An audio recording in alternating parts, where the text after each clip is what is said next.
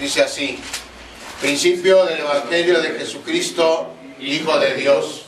Como está escrito en Isaías el profeta: he aquí yo envío mi mensajero delante de tu faz, el cual preparará tu camino delante de ti.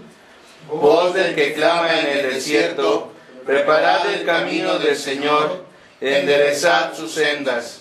Bautizaba Juan en el desierto y predicaba el bautismo de arrepentimiento para el perdón de pecados. Y salían a él toda la provincia de Judea y todos los de Jerusalén, y eran bautizados por él en el río Jordán, confesando sus pecados. Juan estaba vestido de pelo de camello y tenía un cinto de cuero alrededor de sus lomos, y comía langostas y miel silvestre. Y predicaba diciendo: viene tras mí el que es más poderoso que yo, A quien no soy digno de desatar encorvado la correa de su calzado.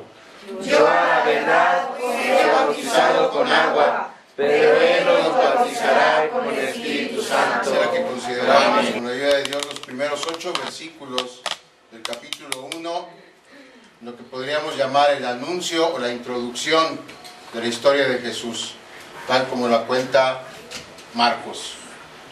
Permítame primero leer una vez más este pasaje, Marcos 1, versículos del 1 al 8.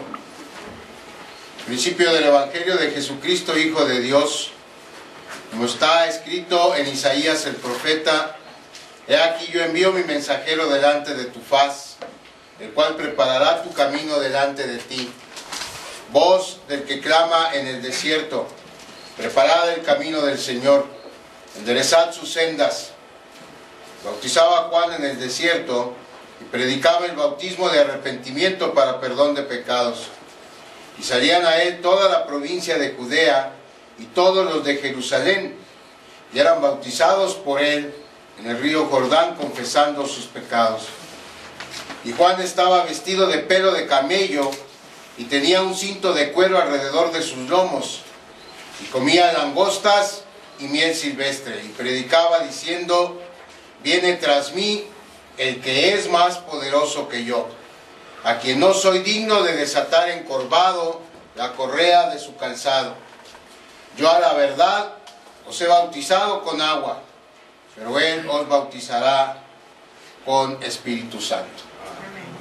Así empieza Marcos su relato acerca de Jesús, basado, como vimos la semana pasada, en el testimonio que escuchó del apóstol Pedro en el tiempo que convivió con él como su ayudante, por supuesto bajo la supervisión y bajo la dirección del Espíritu Santo. Así es como lo cuenta, así es como empieza su Evangelio Marcos, y vamos a ver los primeros 8 versículos, pero vamos a orar antes de seguir para pedir la dirección de Dios. La palabra clave en estos 8 versículos es la palabra Evangelio. La palabra que nos es muy familiar y que asociamos comúnmente con alguno de los 4 libros primeros del Nuevo Testamento. Pero curiosamente, en el Nuevo Testamento nunca se usa esta palabra para referirse a uno de estos 4 libros, ni a Mateo, ni a Marcos, ni a Lucas, ni a Juan. La palabra Evangelio en el Nuevo Testamento siempre se refiere al mensaje de salvación. Y ese es el uso que Marcos le da en la primera oración de su libro. Ahora, ¿cómo entendían las personas del primer siglo la palabra Evangelio? Porque Marcos la usa dando por sentado que los que la van a escuchar o la van a leer entienden de lo que está hablando, entienden lo que está diciendo, porque no da ninguna definición de la palabra, él simplemente dice: inicio del Evangelio de Jesucristo.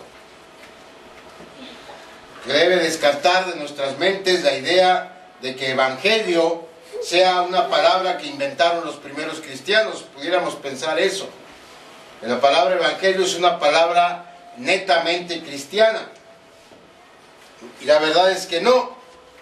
La palabra Evangelio era una palabra antigua ya en los tiempos de Jesús, y muy común en el vocabulario tanto de judíos como de los gentiles.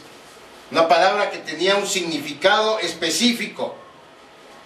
Literalmente la palabra significa buenas nuevas o buenas noticias. Pero aparte de ese significado, la palabra evangelio era un término técnico que ambos, judíos y gentiles, comprendían. Recuerde que Marcos escribe su evangelio para ciudadanos romanos, cristianos y no cristianos, gentiles en su mayoría. Así es que él debió estar seguro que quienes leyeran su evangelio entendían el concepto de evangelio. Su aspecto técnico, entonces, evangelio se usa para anunciar el ascenso de un nuevo rey a su trono. Y eso lo entendían tanto judíos como gentiles. Evangelio para ellos, cada vez que escuchaban eso, es que un rey iba a ascender al trono, un nuevo rey. ¿Por qué sabemos eso? Bueno, en el caso de los judíos, si ponemos atención a un pasaje del profeta Isaías, nos daremos cuenta que cuando está escribiendo acerca del futuro Mesías de Israel, él usa ese término. Mire, vaya en su Biblia a Isaías capítulo 52, versículo 7. Isaías 52,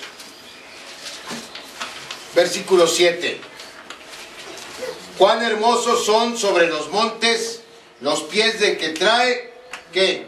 Alegres nuevas. Esa era la palabra evangelio. Cuán hermosos son sobre los montes los pies del que trae el evangelio, del que anuncia la paz, del que trae nuevas del bien, del que publica salvación, del que dice a Sión, tu Dios reina. Esas son las buenas noticias, ese es el evangelio. Tu Dios reina. Para los judíos, la palabra evangelio se usaba en referencia al ascenso de un rey a su trono. Y era la mejor de las noticias, porque recuerde que en los tiempos de Isaías, el pueblo de Israel estaba cautivo en Babilonia. Así que saber que pronto su yugo iba a ser quitado de ellos, iba a ser removido y que Dios ascendería al trono para traer a su pueblo bendición y prosperidad, esa era la mejor noticia que pudiera haber. Esta profecía de Isaías tenía efectos a corto y a largo plazo. En el corto plazo se refería a la pronta liberación de Israel, del pueblo de Babilonia. Y a largo plazo se refería a la llegada del Mesías, que establecería su reino eterno de justicia y bendición. Los judíos entonces sabían que la palabra evangelio tenía un uso específico: anunciar el ascenso de un nuevo rey a su trono. ¿Qué hay de los gentiles? ¿Cómo entendían ellos esta palabra? Para los gentiles, ¿qué era evangelio? Lo mismo, hermanos. La palabra evangelio atendía o se refería también al ascenso al trono de un nuevo monarca. Voy a leer una inscripción que está dedicada a César Augusto en el año 9 a.C.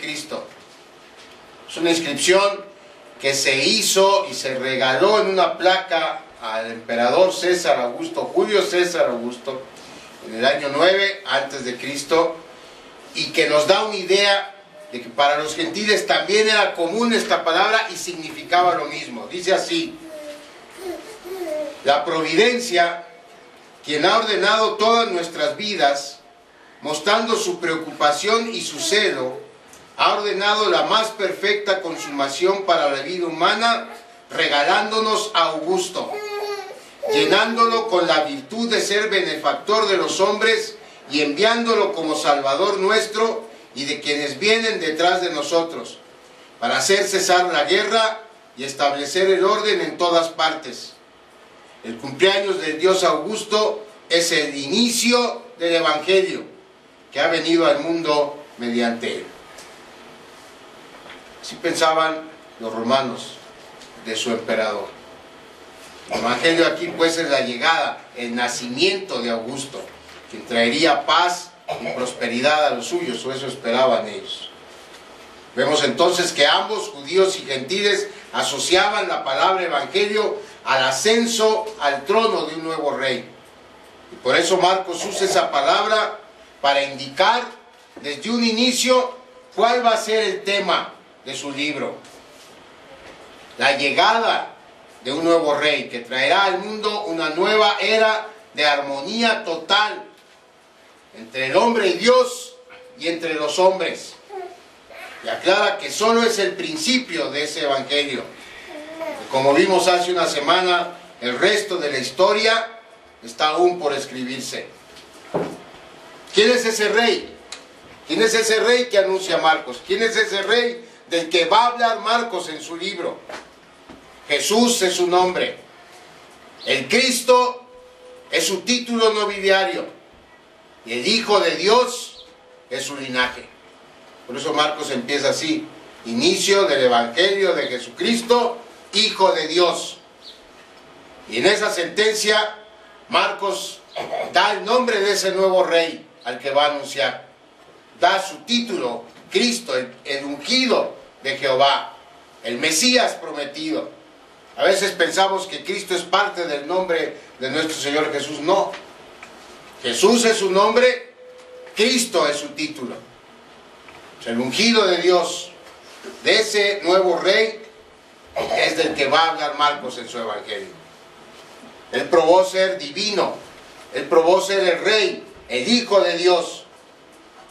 ¿Cómo lo probó? Mediante sus palabras y sus obras en la primera mitad del Evangelio de Marcos. La Biblia es tan perfecta como palabra de Dios que el Evangelio de Marcos tiene 16 capítulos, hermanos.